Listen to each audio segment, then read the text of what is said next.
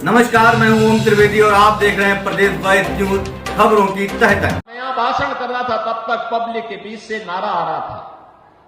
वो कह रहा था कि 12 से 17 के बीच में एक नारा चलता था और वो नारा होता था, जिस गाड़ी पर सपा का झंडा समझो बैठा है कोई।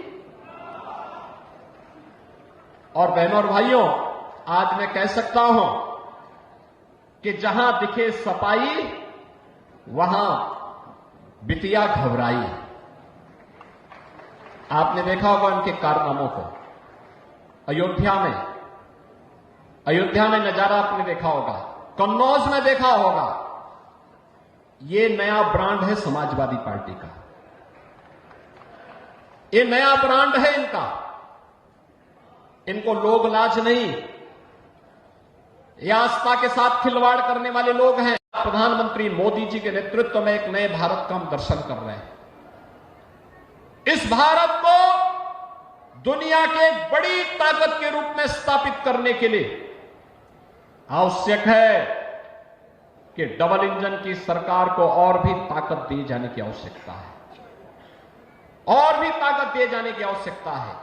एक तरफ मोदी जी के नेतृत्व में एक भारत श्रेष्ठ भारत बन रहा है, और दूसरी तरफ इंडी गठबंधन आपसी मनमुटाव को देश के विभाजन और विखंडन की ओर लेके जा रहा है। आपने हाल ही में जम्मू कश्मीर विधानसभा के अंदर उस प्रस्ताव को देखा होगा जिसमें उन्होंने कहा है कि हम कश्मीर के अंदर धारा 370 को फिर से बहाल करेंगे। यानी आतंकवाद की जड़ जो धारा 370 है, जिसे 5 अगस्त 2019 को प्रधानमंत्री मोदी जी ने हमेशा के लिए समाप्त कर दिया है। कांग्रेस और समाजवादी पार्टी को अपनी स्थिति स्पष्ट करनी चाहिए कि जम्मू कश्मीर विधानसभा के इस प्रस्ताव पर वो बोले। क्यों उनका मुंह बंद है इस पर? ये फिलिस्तीन के नाम पर आंसू बहाने वाले लोग, पाकिस्तान के नाम पर आंसू बहाने वाले लोग जम्मू कश्मीर के मुद्दे पर मौन क्यों बने बैठे हैं? ये देश की एकता और अखंडता को चुनौती देने वाली स्थिति है, और कोई भी भारतीय राष्ट्र की एकता और अखंडता को कतई पर किसी प्रकार की चोट को स्वीकार नहीं करेगा। और बहनों और भाइयों, उसी का आह्वान करने के लिए मैं आपसे अपील करने के लिए आया हूं। इस समाजवादी पार्टी हो या कांग्रेस, ये राष्ट्रीय एकता और अखंडता के साथ खिलवाड़ कर रही है अपने राजनीतिक स्वार्थों के लिए। इन्होंने झूठ बोल करके लोकसभा चुनाव में जनता जनार्दन को गुमराह करने का काम किया था। उस समय इन्होंने अनर्गल प्रलाप किए थे।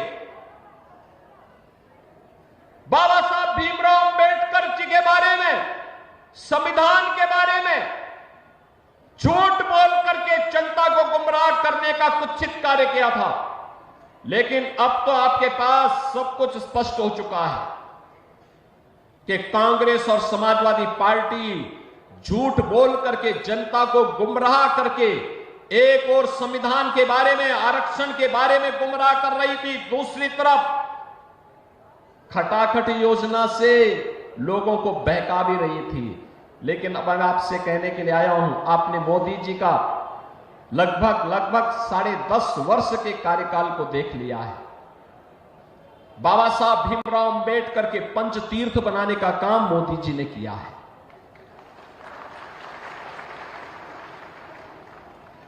भारत रत्न के रूप में चौधरी चरण सिंह जी का सम्मान करने का काम है मोदी जी के नेतृत्व में हुआ है।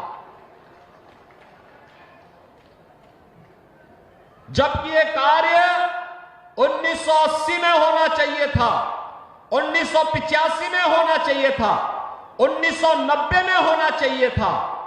लेकिन एक लंबे कालखंड के बाद यह समय लगा जब किसानों को सम्मान मिला है, और चौधरी साहब को भारत रत्न से सम्मानित किया है प्रधानमंत्री मोदी जी ने।